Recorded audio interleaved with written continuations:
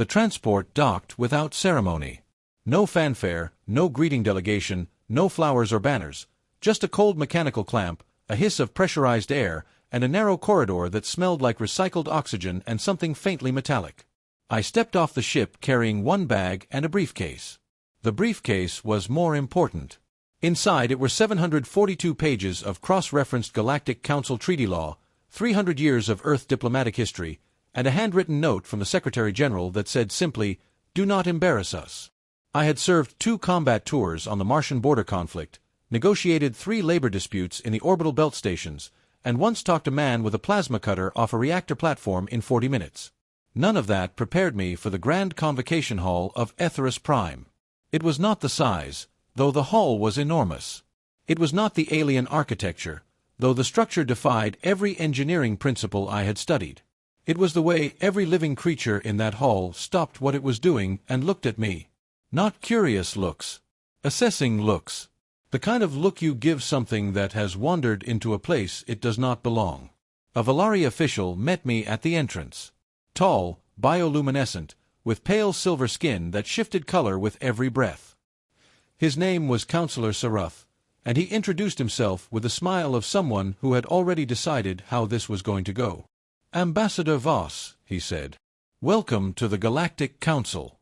We are pleased to offer humanity its provisional seat." Provisional.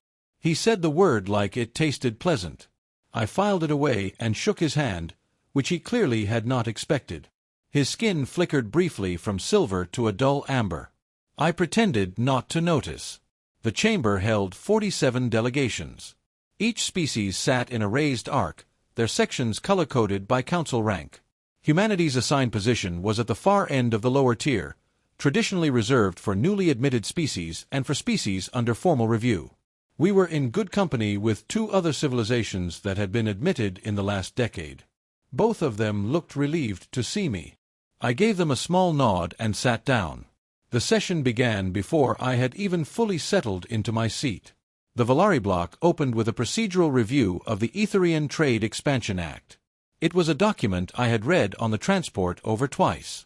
It was not a Trade Expansion Act. It was a redistribution framework dressed in diplomatic language, designed to quietly shift mineral rights from 4 smaller species to the 2 largest economies. The language was precise. The intent was buried 6 clauses deep. Most human lawyers would have missed it on a first read. I found it on the second. I said nothing. Not yet. The session ran for 4 hours. In that time, 6 other motions passed. I tracked every vote, every abstention, every side glance exchanged between delegations. The Dorothy kept their eyes forward and voted in a solid block. The Emerithians clustered together and whispered constantly. The small species in the lower tier voted carefully, always 1 beat behind the majority, as if they were waiting to see which way the water flowed before stepping in. At the close of the session, I was approached by 3 different delegation aides, all of whom wanted to schedule informal meetings. I agreed to all 3 and noted that each invitation had come within minutes of the others. Someone was coordinating the approach. They wanted to take the measure of the new human before he had a chance to find his footing. It was a reasonable strategy. It was also the kind of strategy that only works when the other side does not see it coming. The reception that evening was held in an adjoining observation lounge. The viewport was enormous, and the stars outside were unfamiliar. I stood near it with a glass of something that smelled like citrus and tasted like disappointment, watching the other counselors move through the room in careful, deliberate patterns. Counselor Sarath found me by the viewport. He held his glass with both hands and stood beside me in silence for a moment, as if he were doing me a kindness by sharing the view. 47 species, he said. Some of us have been building this council for 3,000 years. The protocols, the trade networks, the legal frameworks. It is a great deal to absorb. I have started, I said. He smiled. Of course. But there is no rush. Your seat is provisional. As I said, there will be time to observe, to learn how things work here, before you are expected to contribute. He paused. The best thing a new member can do is listen. I looked at him. He was sincere. That was the most interesting part. He genuinely believed he was being kind. "Thank you, Counselor," I said. He patted my arm and moved on. I turned back to the stars. I opened my briefcase that night in my assigned quarters and added 17 pages of notes to the file I had already started. Each delegation, each vote pattern, each informal alliance I had observed, each piece of language in the session's motions that meant something different from what it appeared to say. Back on Earth, we have a phrase that goes back centuries. Know your enemy. It is the oldest piece of military advice in human history. But there is a version of it that most people forget. Know your enemy better than they know themselves. Because the moment they realize what you know, it is already too late. I was not anyone's enemy in that room. I want to be clear about that. I was a diplomat seated in a council chamber doing my job. But I was also a human. And humans have never, in our entire history, walked into a room full of people who underestimated us and left without making them regret it. I closed the briefcase and turned off the light. Tomorrow was going to be more interesting. The Keth Exclusion Act was introduced on the 14th day of my first session. I had been watching it build for a week. The Valari had been laying groundwork in quiet conversations along the edges of the main chamber floor, trading small favors and making soft promises to the mid-tier delegations. By the time the motion hit the floor, they had already counted their votes. They were confident.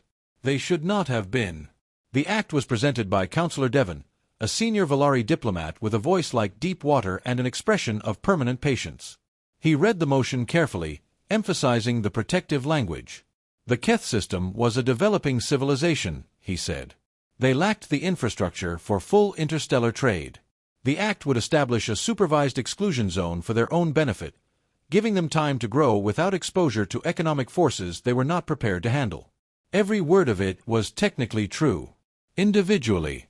Together, those words formed a structure that would close the Keth system to external trade for a minimum of 40 years, during which the Valari and Thoron Collective would gain exclusive navigational rights to the corridor that ran directly through Keth space.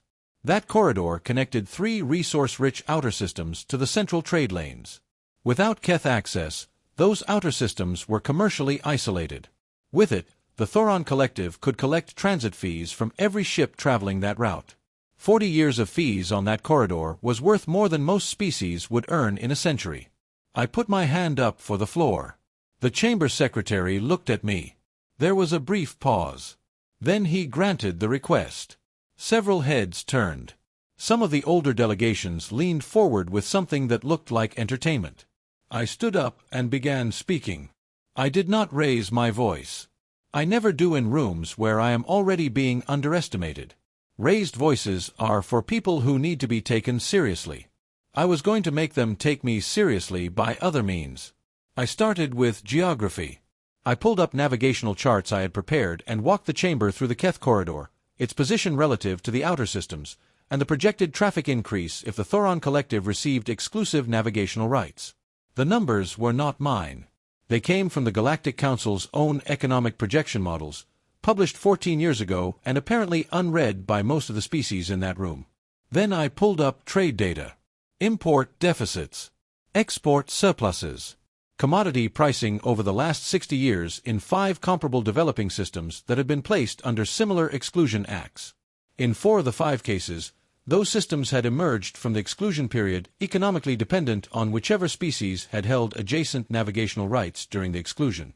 In the 5th case, the developing system had never fully recovered. I presented all of this without commentary. I just showed them the numbers. Then I said the word.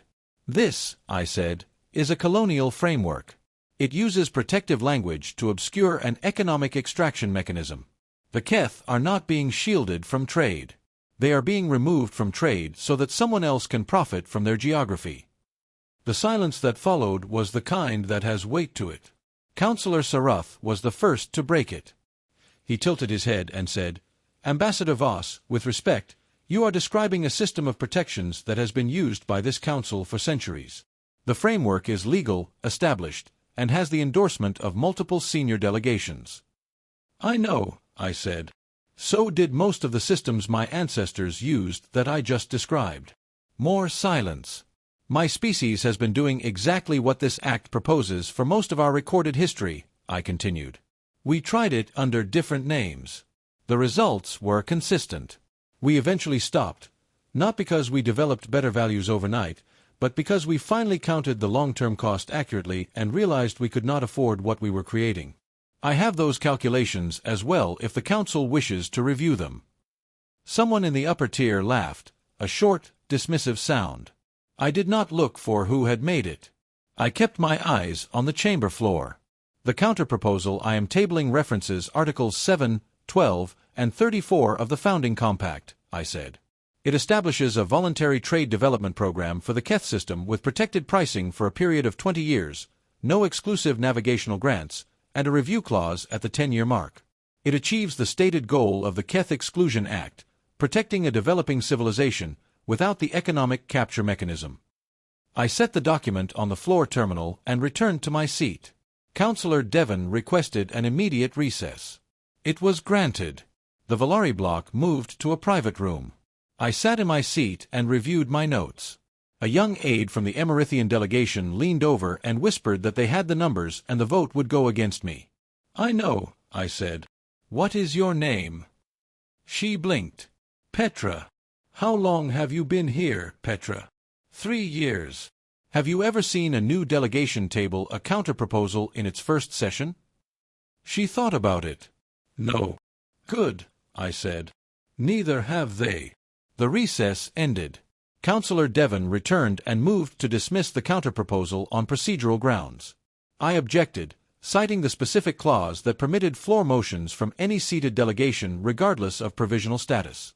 I had memorized that clause on the transport over. The objection stood. The vote on the Keth Exclusion Act failed. 31 against, 16 in favor. It was not a complete victory. The act could be reintroduced. The Valari would find other ways. But 31 votes against meant that 15 delegations that had previously been aligned with the Valari had shifted, at least on this motion. Walking out, Sarath fell into step beside me. He did not smile this time. He walked in silence for several paces before he spoke. "You have been here 2 weeks," he said. 14 days, I said. "You came prepared." "We usually do," I said. He stopped walking. I kept going. Behind me, I heard him say quietly, as if speaking more to himself than to me, "Who are these people?" I did not turn around. But I allowed myself a small smile that nobody saw. Back in my quarters, I filed a full report to the Secretary-General. The vote breakdown, the procedural transcripts, and my analysis of the Valari block's response pattern. At the end, I wrote a single line, "They are starting to pay attention. We should be ready for that." Then I opened a new document and started building the file I was going to need for whatever came next. The news that the Valari High Circle had commissioned a full historical analysis of humanity reached me through an unlikely source. His name was Owen, a junior aide from the Valari administrative staff, 23 years old, nervous in the way that only young people in very large institutions can be. He had been assigned to coordinate my calendar. He showed up at my door one morning looking like he had not slept. "Ambassador Voss," he said, "I should not be telling you this." "Then perhaps you should not," I said, and handed him a cup of coffee. He had tried it once in the common room and apparently developed an immediate dependency. Honestly, one of the most human things I have ever seen happen to a non-human. He took the cup and sat down. "The High Circle requested a priority-level archive pull 3 days ago," he said. "On Earth. Full historical record. Everything the Council archives hold." I set my own cup down. Everything. Everything accessible. 3,000 years of recorded history. Military campaigns, political collapses, economic records, sociological data. They used the emergency research authorization to bypass the standard 60-day review period. "Why are you telling me this?" Owen looked at his coffee. "Because yesterday, the senior archivist who processed the request filed a personal distress report with the Council Medical Office." He paused. "She said the material was disturbing." I sat with that for a moment. The archivist was a Valari, a species that had been navigating interstellar politics for 3,000 years. A species that had seen wars, collapses, famines, and the rise and fall of civilizations. She had found our history disturbing enough to file a formal report. "How long did the review take?" I asked. "She stopped after 800 years, Owen said. That told me everything I needed to know." I thanked him, sent him back to his duties, and spent the rest of the morning thinking about what the Valari were looking at. I know our history. I know it the way all humans know it, not always comfortably, not always proudly, but thoroughly. We teach it in schools beginning at a young age because someone centuries ago decided that the only way to prevent repetition was to make sure no one could claim ignorance. Every disaster, every failure, every moment where we chose the worst possible option and then had to live with what it cost us. That decision, to look at the worst of ourselves clearly and honestly, was perhaps the most important thing my species ever did. Most civilizations remember their history the way they wish it had been. Humans wrote it down the way it actually was. That afternoon, walking through the main corridor toward the council chamber, I felt the change before I could explain it. The corridor was the same. The lighting was the same. But the way other species moved around me was different. The casual dismissal that had characterized my first 2 weeks was gone. In its place was something more careful, deliberate. Several delegations who had previously walked past me without acknowledgement now made eye contact. Some held it a moment too long. A Dorothy counselor fell into step beside me, broad, gray-scaled, with the quiet bearing of someone who had commanded armies. His name was Counselor Raid. He said nothing for about 30 steps. Then, "Is it true your species came back 11 times?" 11 that made the textbooks, I said. He considered that. The Dorothy had one extinction-level event 400 years ago. A cascading collapse across our 3 home worlds. Disease, crop failure, infrastructure breakdown. We lost 60% of our population in 9 years. He paused. We have never fully recovered our pre-collapse complexity. Our science is slower. Our construction is slower. Our birth rates have not returned to historical levels. I said nothing. I let him keep going. When we reviewed your records, he said, we looked specifically at your population recovery curves after each major collapse. The rate is, he stopped, we do not have a word for it. In our language, the closest would be the word we use for a fire that has been extinguished and then restarts on its own. Resilient, I offered. No, he said. That word implies surviving damage. What your species does is different. You use the damage.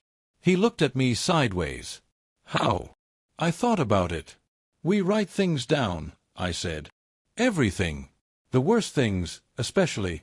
And then we read what we wrote, and we argue about it constantly for centuries. And somewhere in the arguing, we figure out what not to do next time. Raid was quiet for a moment. That sounds inefficient. It is, I said. It is also the only thing that has ever worked for us. That evening, the Valari High Circle sent a formal request for a private meeting. I read the message 3 times. The language was neutral, but the timing was not.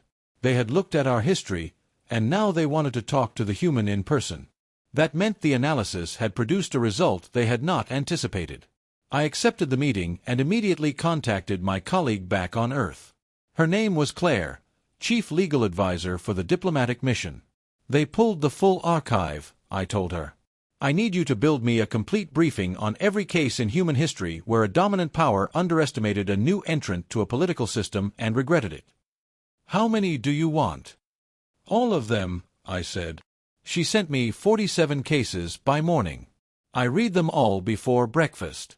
The meeting with the High Circle took place in a private chamber off the main hall. 4 senior Valari counselors, including Sarath. I brought my own recorder and a legal witness from the Emerithian delegation, a detail I had arranged the previous day. Petra had been surprised by the request, but agreed without hesitation. The Valari noticed the recorder and the witness. They did not comment on either.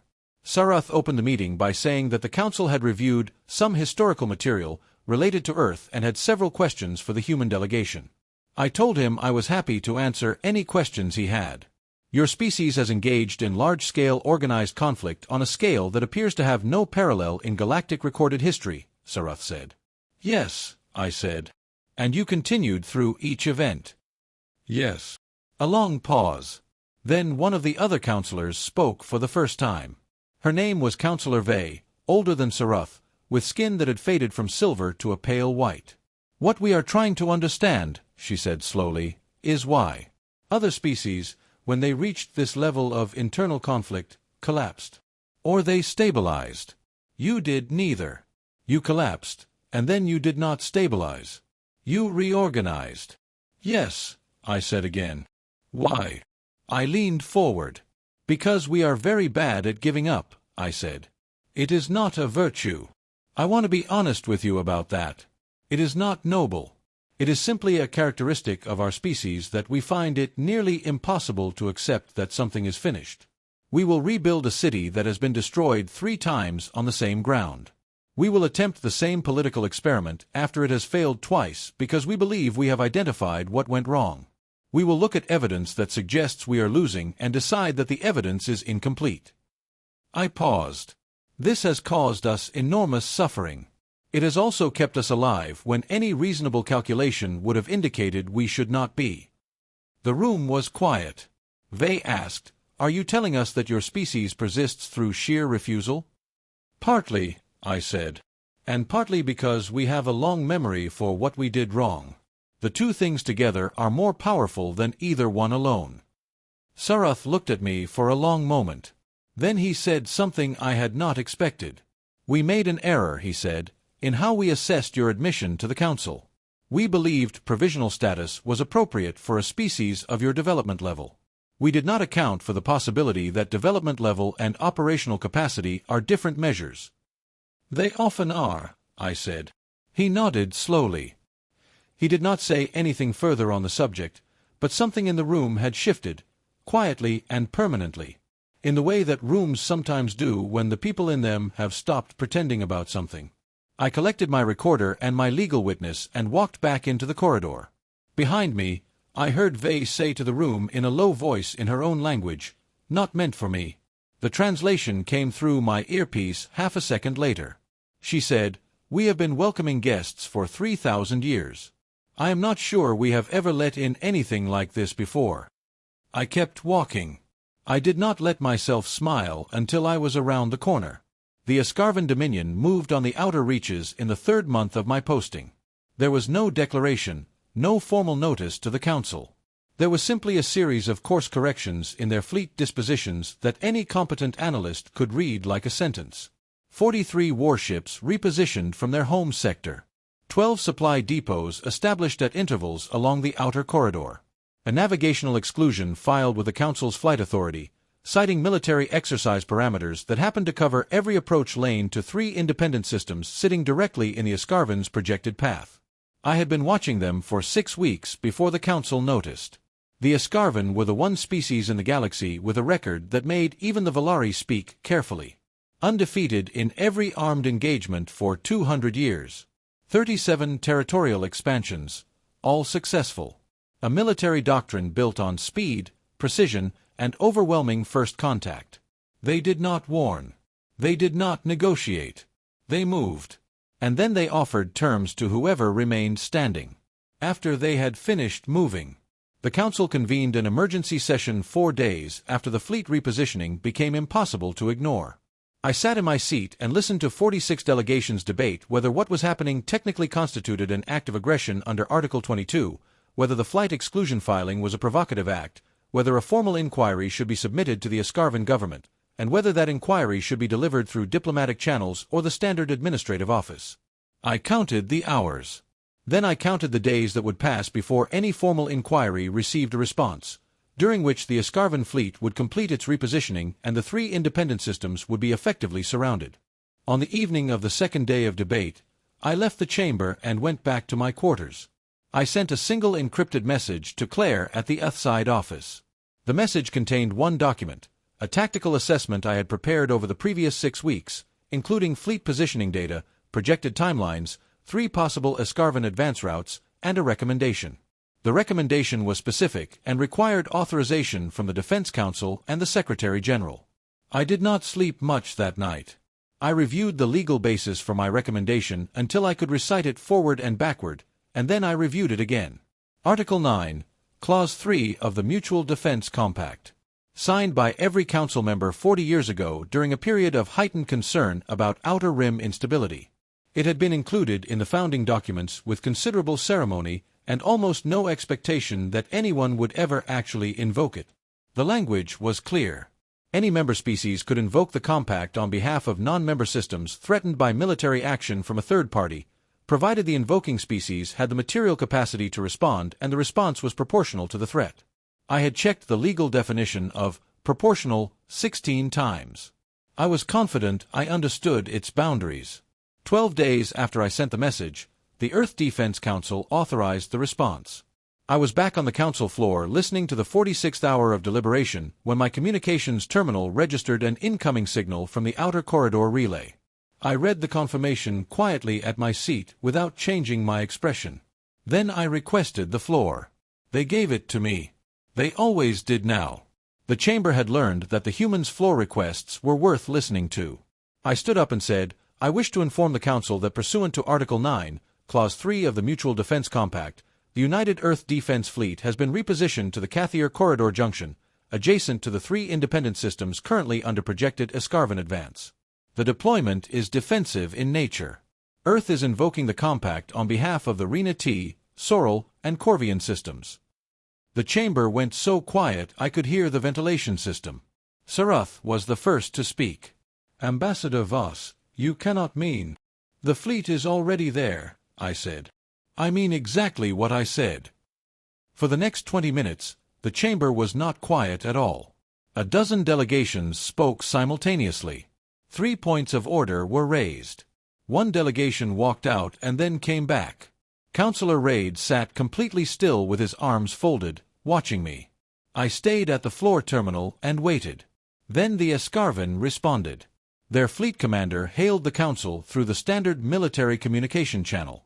His name, rendered in translation, was Commander Veth. His voice was flat and controlled, spoken with the cadence of someone who had never been asked to justify himself before. This action is unauthorized, he said. Remove the Earth fleet from the corridor. The action is fully authorized under Article 9, Clause 3 of the Mutual Defense Compact, I said. A document your government signed 40 years ago. I can forward the relevant clauses if your legal team needs a refresher. A pause. The Escarvan Dominion does not recognize the right of a provisional member species to invoke the Mutual Defense Compact. I would direct your attention to the compact language, I said. It specifies any member species. It does not make exceptions for provisional status. It also does not require the consent of the advancing party. Another pause. Longer this time. You are placing your fleet between the Escarvan and their objective, Veth said. Do you understand what that means? I understand it very clearly, I said. I want to make sure you understand that I understand it. So there is no ambiguity about whether the Earth fleet is here by accident or by decision. The channel was silent for a full 40 seconds. I know because I counted. You are a provisional member, Veth said finally. You have been on this council for 3 months. Yes, I said. And you believe you can stand in our path. I thought about how to answer that. I thought about every engagement in Earth's history that had begun with someone asking a version of that exact question. I thought about the 47 cases Claire had sent me. I thought about what our history looked like to a species reading it for the first time.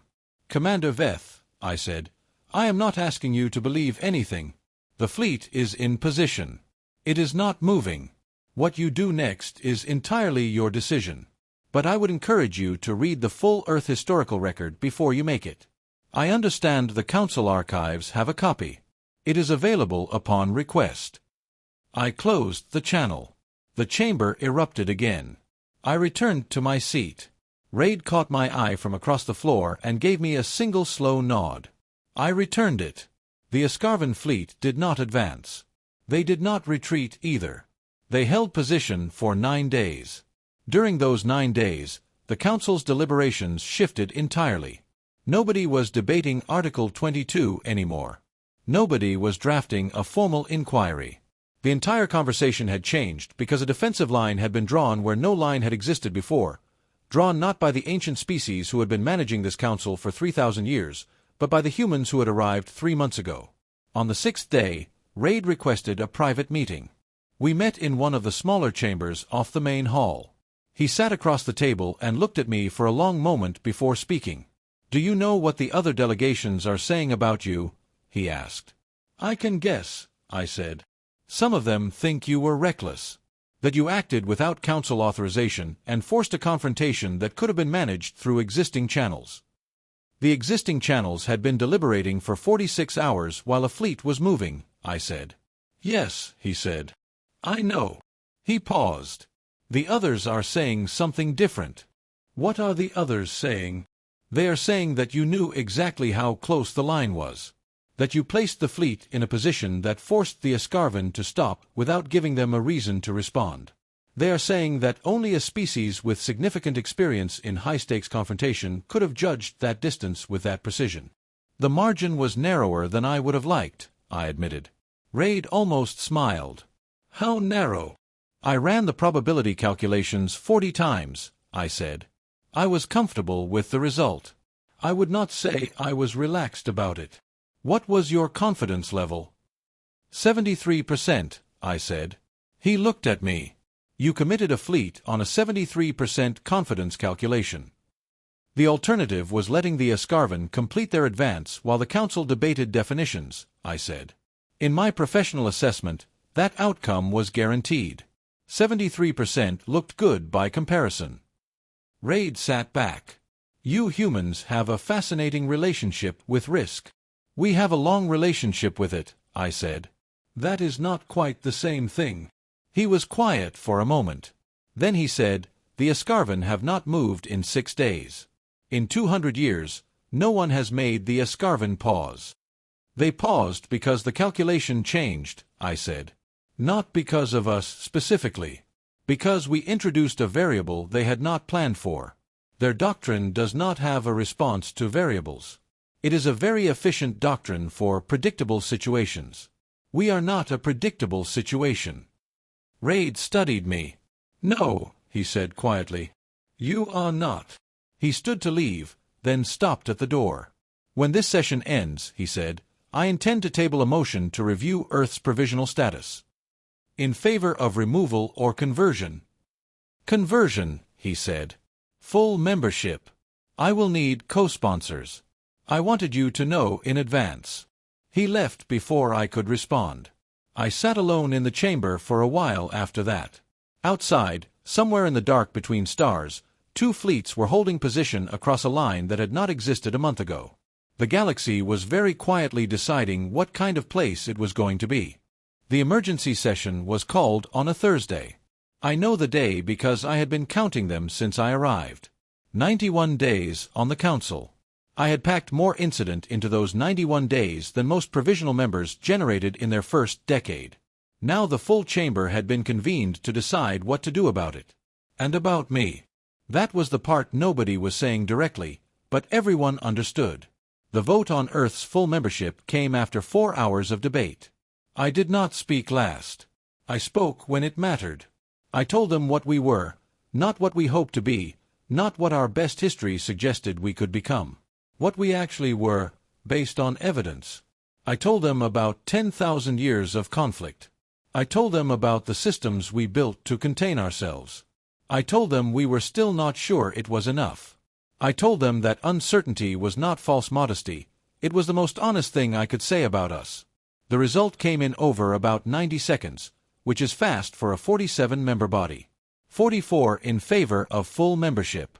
2 abstentions. 1 vote against. The single vote against came from Councillor Vey, the older Valari who had asked me why humans kept rebuilding. Councillor Sarath abstained. I noted both of those details in my records and underlined them, not out of resentment, but because they told me something I needed to know about what came next. The presiding councillor announced the result. Earth's provisional status was hereby removed. The human delegation would hold a full permanent seat on the Galactic Council, effective immediately. I wrote the result in my notes with a steady hand and underlined it once. Raid crossed the chamber floor toward me as the session broke up. He stood beside me and looked out at the emptying room. "I voted for you," he said eventually. "I know," I said. "Thank you." "I did not vote for you because you are the strongest delegation in this room," he said. "I want to be precise about that. I have seen stronger species. He paused. I voted for you because you are the only delegation in this room that is honest about its own capacity for failure. Every other species here presents its best self to this chamber. You walked in here and told us about your worst self first. He looked at me. That is rarer than strength. I looked at him. It is not celebrated at home, I said. Most humans would rather be told they are good than told they are honest. Most species would, he said. You built a civilization that tells the truth to itself anyway. That is not a small thing, Ambassador Voss. He extended his hand. I shook it. His grip was firm and deliberate, and he held it for a moment longer than a standard handshake, the Dorothy way of indicating that a commitment was being made. I returned the grip and held it. After he left, I stood at the viewport for a long time. The stars outside Etheris Prime were the same stars that had hung over every version of Earth that had ever existed. The same stars that early humans had looked at from cold open ground and called gods. The same stars that had been overhead during every disaster and every recovery, every terrible decision and every unlikely second chance in our long, complicated, unfinished history. I thought about the Secretary General's note, "Do not embarrass us." I thought we had done a little better than that. Across the chamber, I saw Petra gathering her documents. She looked up and caught my eye and gave me a small, precise nod, the kind that means I was watching and I saw everything and I will remember it. I nodded back. Near the main exit, Sarath paused. He did not approach me. He stood at a distance for a moment, looking in my direction with the expression of someone who had spent 3 months reassessing an assumption and was not quite finished with the process. Then he turned and walked out. I did not feel satisfaction. I felt something closer to understanding. He was not wrong to have been cautious. He was simply working from incomplete information, the condition all of us operate in all of the time. The difference between us was not that I had better information. The difference was that my species had trained for what to do when the information runs out and you still have to make a decision. I opened my briefcase and started a new document. There was work to do. The Council had a procedural gap around the Mutual Defense Compact that needed a formal remediation proposal drafted and tabled before the next session. The Keth system needed a permanent trade development agreement prepared and submitted before the Valari found another angle to approach from. The 3 independent systems in the outer region needed observer status applications filed before their eligibility window closed.